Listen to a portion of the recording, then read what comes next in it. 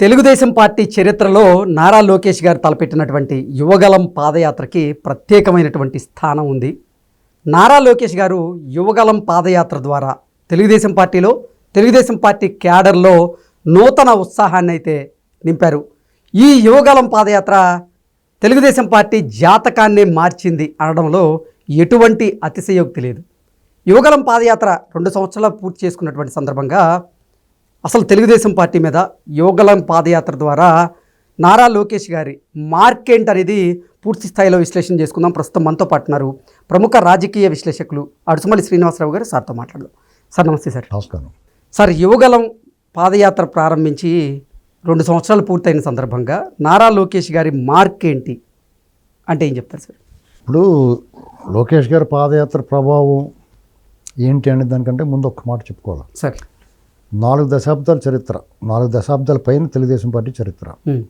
ఆ పార్టీ చరిత్రలో అనేక ఉత్థాన పతనాలు ఉన్నాయి, సంక్షోభాలు ఉన్నాయి, జయాపజయాలు ఉన్నాయి. అయితే సక్సెస్ రేట్ ఎక్కువగా ఉంది. మొదటి అర్ధ భాగంలో అంటే 2 దశాబ్దాల్లో సింహభాగం అధికారంలో ఉన్నారు. రెండో అర్ధ భాగం వచ్చేటప్పటికి ఒక 5 సంవత్సరాలు మాత్రం అధికారంలో ఉన్నారు. తర్వాత మళ్ళీ అప్పుడు అధికారంలోకి వచ్చారు. ఇలాగ చూసుకున్నప్పుడు ఆ పార్టీ అనేక సంక్షోభాలను ఎదుర్కొంది, తిరిగి నిలబడింది. చంద్రబాబు నాయుడు గారి నాయకత్వంలో కార్యకర్తలందరినీ సమీకరించుకున్నాడు. ఆ పార్టీ కార్యకర్తలే అండా దండ బలం అనేటువంటి దాన్ని ఎప్పటికప్పుడు నిరూపించుకుంటూ వచ్చారు కార్యకర్తలు. ఇదంతా ఒక చరిత్ర. అయితే 2019 ఎన్నికల్లో ఒక మైల్ రాయి. ఆ సినిమాకు ఒక గుణపాఠం ఆ పార్టీకి. ఎందుకంటే ఒక కేస్ స్టడీగా తీసుకోవాలి. ఆయన ఏం తప్పు చేసాడని ఓడించారు అనేటువంటిది ఎవరికి అర్థం కాని విషయం ఇప్పటికీ. వాళ్ళకి 2014 నుంచి 2019 వరకు ఆయన ఏం తప్పు చేశాడు? పోలవరాన్ని 70% పూర్తి చేశాడు, పట్టిసీమ ఇచ్చాడు, అమరావతి భూ సమీకరణ చేశాడు, అమరావతి నిర్మాణానికి ఒప్పుకొనుకున్నాడు, కియా మోటార్స్ పెట్టుబడి తీసుకొచ్చాడు, పెన్షన్లో 1000 నుంచి 2000 చేసాడు. రకరకాల ఇలాంటి సంక్షేమము, అభివృద్ధి అన్నీ సమపాళ్ళు నడిపించుకుంటూ వచ్చాడు. అయినా సరే ఘోర పరాజయం, అంటే బార్డర్లో కాకుండా భయంకరమైన ఓటమి, పరాభవం. చంద్రబాబు నాయుడు గారు కూడా ఆశ్చర్యపడి నేను ఏం తప్పు చేశాను అనేటువంటి వాపోయాడు ఆయన. ఇక నాయకులైతే చల్లా చెదురై ఎక్కడో అక్కడ కొండ పెంకుల్లో చల్లా చెదురైపోయారు చాలామంది. ఆ ఓటమి తర్వాత 3/2 మంది సైలెంట్ మోడ్లోకి వెళ్ళిపోయారు, లేదా దాక్కున్నారు, పార్టీ మారిపోవడానికి ట్రై చేశారు, లేదంటే అలాగా నిశ్శబ్దంగా ఉండిపోయారు. ఒక వంతు మాత్రం బయటకు రావడానికి ట్రై చేసినా బయటికి ఎందుకు రావాల్సి వచ్చింది? ది డే బిగినింగ్ నుంచి జగన్మోహన్ రెడ్డి ఆ రాజకీయం స్టార్ట్ చేశాడు. అప్రజాస్వామిక నిర్ణయాలు తీసుకున్నాడు, ప్రజా వ్యతిరేక నిర్ణయాలు తీసుకున్నాడు, చట్ట రాజ్యాంగం ఉల్లంఘన చేశాడు, పోలీసుల్ని తన సొంత సైన్యంలో ఉపయోగించుకుని అసలు వాళ్ళు చెయ్యని అరాచకం లేదు. ప్రజల మీద దండయాత్ర చేశాడు. ఒక రకంగా చెప్పాలంటే యుద్ధం రైడ్ ఇచ్చాడు అతను. రాజకీయ పార్టీలు అట్ ది సేమ్ టైం ప్రజల మీద దండయాత్ర మొదలెట్టేశాడు అతను. ఇటువంటి పరిస్థితుల్లో చంద్రబాబు నాయుడు గారు, లోకేష్ గారు వాళ్ళ మొత్తం రాజకీయ చరిత్రలో, చంద్రబాబు నాయుడు గారి రాజకీయ చరిత్రలో ఈ తెలుగుదేశం ఆవిర్భావం తర్వాత కూడా ఈ రకమైన పోరాటం చరిత్రలో లేదు, భవిష్యత్తులో కూడా ఉండదు ఇంత ఇలాంటి పోరాటం.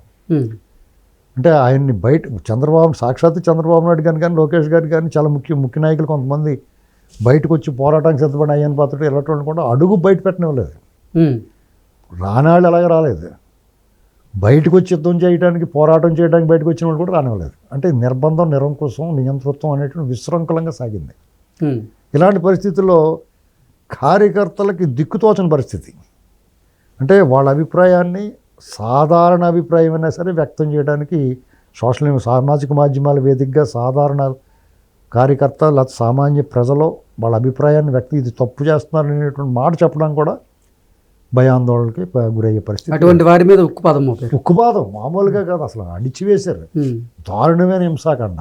అది వెలుగులోకి వచ్చినాయి కొంతే, వెలుగులోకి రాకుండా ఎవరికాడు మూసుకుని కూర్చున్న అనేక సంఘటనలు ఉన్నాయి.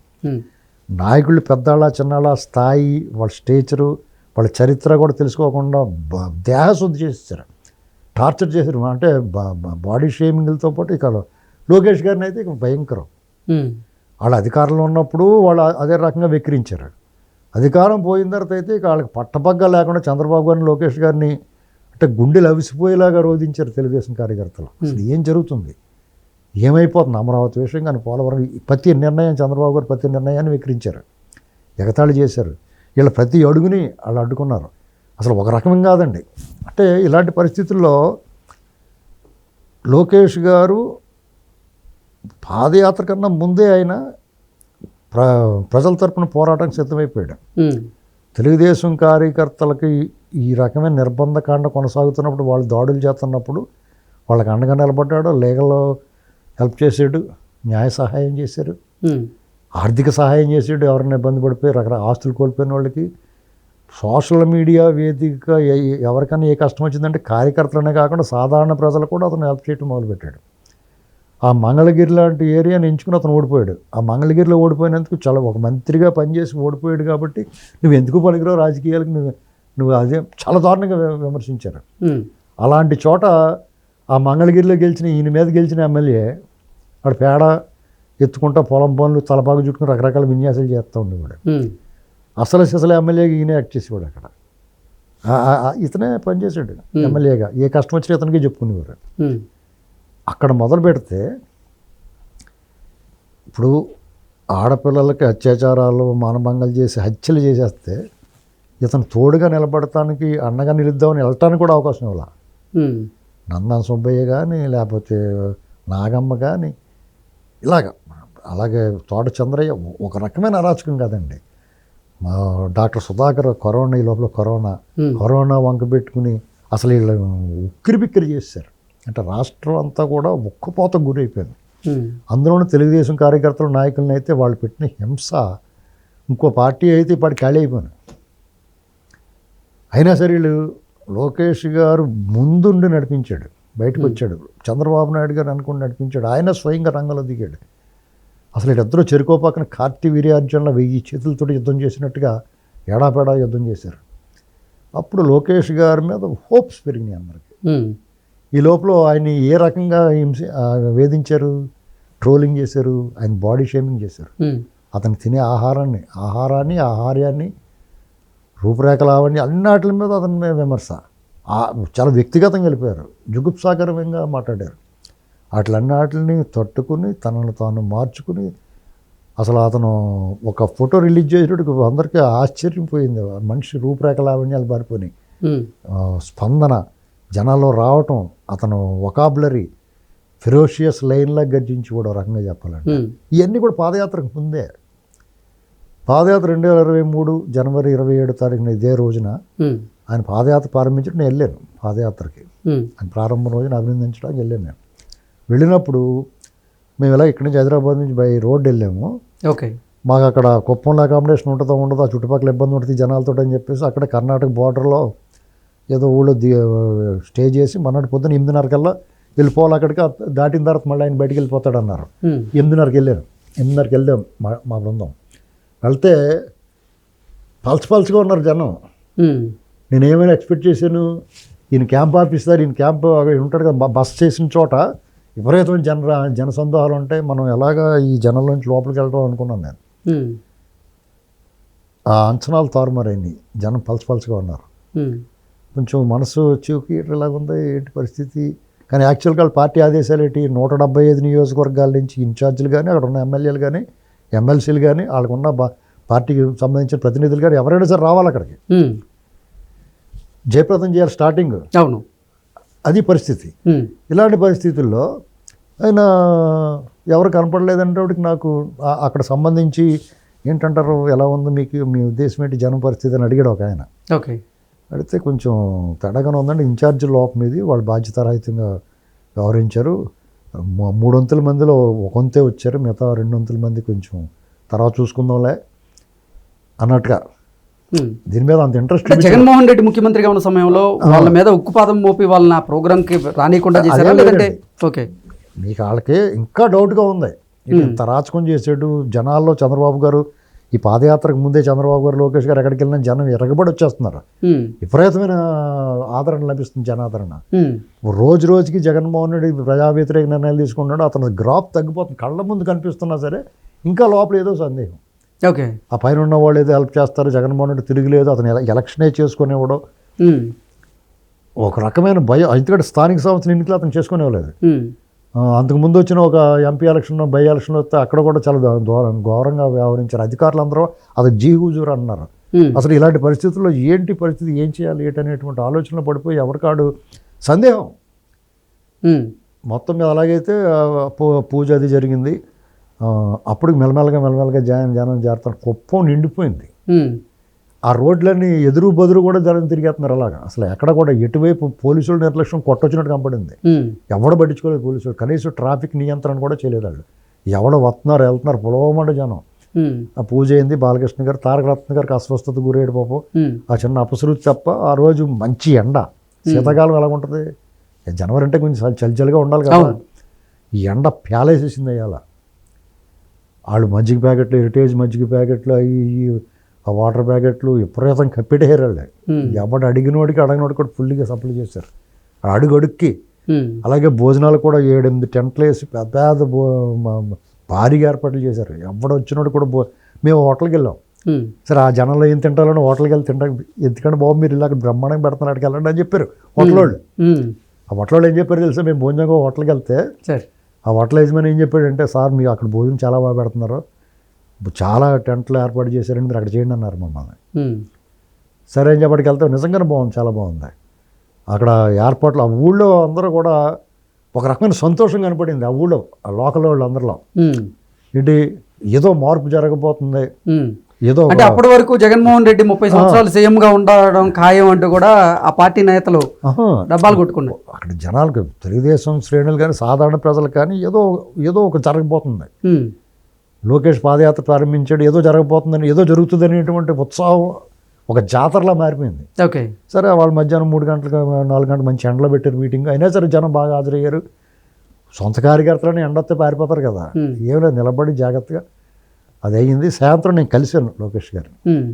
నేను వెనక్కి వచ్చేసి ముందు ఒక చాలా ఒత్తిడి, అనేక మంది అనేక చోట్ల నుంచి వచ్చిన నాయకులు కలవాలి, లేదా వాళ్ళ కేడర్ ముఖ్యులు పాదయాత్ర గురించి చర్చించుకోవాలి. మరుసటి రోజు కార్యక్రమం. అయినా సరే సమయం ఇచ్చాడు ఆయన. ఇచ్చిన సమయానికంటే ఒక 10-20 నిమిషాలు ఎక్కువే మాట్లాడాడు. మేము కూడా అభినందనలు చెప్పి ఖచ్చితంగా సక్సెస్ అవుద్ది నేను గమనించాం, లోకల్గా ఉన్న ఫీడ్బ్యాక్ ఇచ్చాం. అంతా అయిన తర్వాత ఆ పాదయాత్ర పొడవున అడుగడుగున అడ్డంకులు ఆయన మైక్ కూడా లాగేస్తున్నారు, కుర్చీపేట కూడా లేకుండా చేస్తారు. టాటరెక్కి మాట్లాడాడు, మేడలో మిద్దెలెక్కి మాట్లాడాడు. పైగా రాయలసీమలో ఈ పాదయాత్ర ఫెయిల్ అయిపోయింది, జనం లేరు అని చెప్పేవారు. మీకు భౌగోళికంగా పరిస్థితి ఏంటి తెలుసా, రాయలసీమలో ఒక గ్రామానికి మధ్య దూరం ఎక్కువ ఉంటుంది. అవును, అదే మీ కోస్తా జిల్లాలు చూడండి, పక్కనే ఉంటాయి ఊళ్ళు. అంచేత ఈ ఊరి నుంచి ఆ ఊరికి వెళ్ళేవాడికి జనాలు కనెక్ట్ అయిపోతుంటాయి. ఇక్కడ అలా కాదు, ఈ ఊరి నుంచి ఆ ఊరికి వెళ్ళేవాడికి మైదాన ప్రాంతం పోవడంత ఉంటుంది. అవును, విస్తీర్ణం కొంచెం ఎక్కువ, విస్తీర్ణం లెంగ్తీగా ఉంటుంది ఆ రోడ్ల దూరం. దాంతో కంటిన్యూగా జనప్రవాహం కనిపించక తొలినాళ్ళలో దాని గురించి విపరీతంగా వాళ్ళ వ్యతిరేక 4-5 ఛానల్స్ వ్యతిరేకంగా పనిచేసి వీళ్ళ అనుకూల ఛానల్స్లో కూడా 1-2 సరిగ్గా చెప్పి కాదు ఈయన గురించి, పాదయాత్ర గురించి అది కవర్ చేసి కాదు. కానీ ఒక 10-15 రోజులు గడిచేటప్పటికి అతను వృత్తి నిపుణులను కలుసుకున్నాడు, డాక్టర్లను కలుసుకున్నాడు, వ్యాపారస్తులను కలుసుకున్నాడు, విద్యార్థులను కలుసుకున్నాడు, కుల సంఘాలను కలుసుకున్నాడు, రైతు సంఘాలను కలుసుకున్నాడు.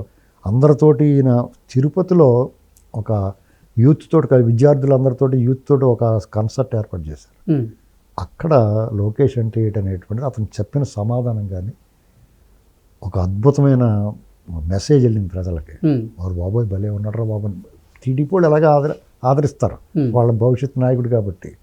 టీడీపీ వాళ్ళలో కూడా సందేహాలు ఉన్న వాళ్ళకి తొలగిపోయినాయి. అప్పుడు సాధారణ ప్రజలు కూడా లోకేష్ అనేటువంటి ఎంత ఫిరోషియస్గా ఉన్నాడో, ఎంత బాగా మాట్లాడుతున్నాడు అనేటువంటిది అర్థమైంది. ఇక అప్పటి నుంచి వెనక్కి తిరిగి చూసుకోలేదండి. సీమ దాటకుండానే 3 ఎమ్మెల్సీ ఎలక్షన్ వచ్చినాయి. ఏంటండి, ఆ 3 ఎమ్మెల్సీ ఎలక్షన్స్లో కూడా అప్రతిహత ఘన విజయం సాధించారు. మీకు సీమ 4 జిల్లాలను కవర్ చేసుకుంటా బయటకు వచ్చేటప్పటికి కడప జిల్లాలోని వీళ్ళకి జగన్మోహన్ రెడ్డి అడ్డా కడప జిల్లాలో కూడా మంచి జనాదరణ లభించింది.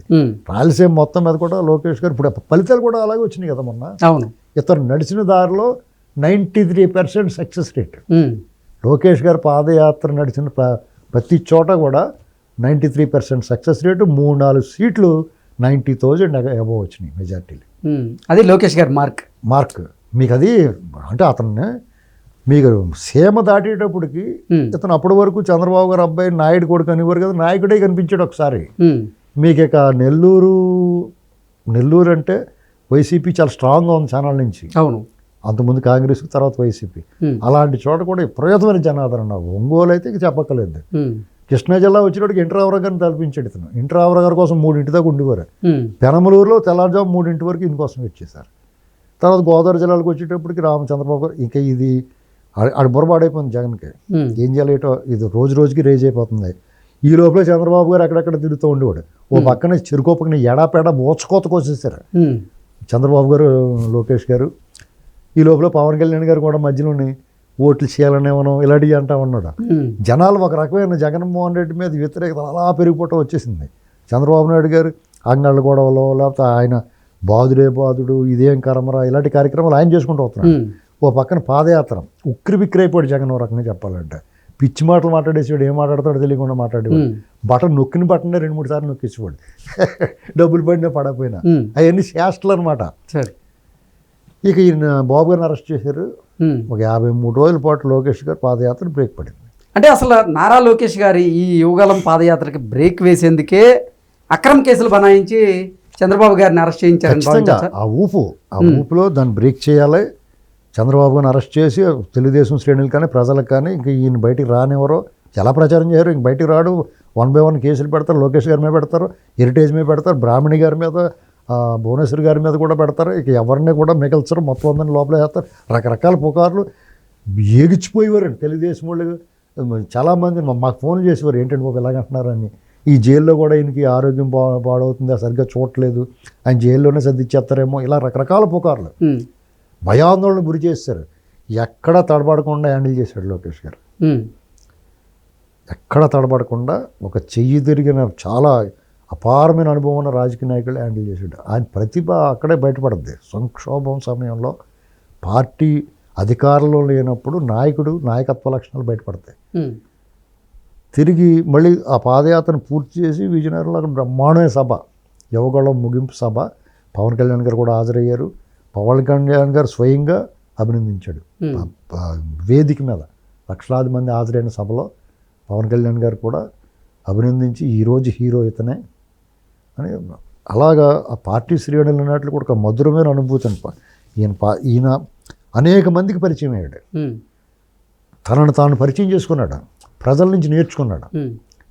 మీకు అర్థమైందండి, నాయకుడిగా నేను ఇంట్లో కూర్చుని లేకపోతే మా నాన్న చంద్రబాబు గారు ముఖ్యమంత్రి నేను మళ్ళీ అయిపోతాను అనుకోలేదు.